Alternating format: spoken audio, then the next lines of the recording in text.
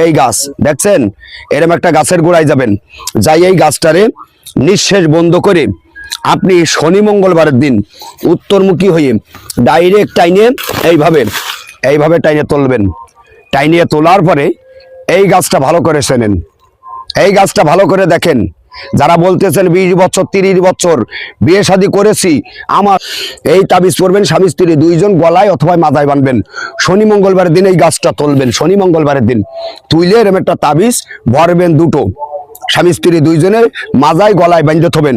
ইনশাআল্লাহ তার পরের মাস থেকেই আপনি বুঝতে পারবেন সন্তান গর্ভে আসবে। সবাই ভালো থাকবেন।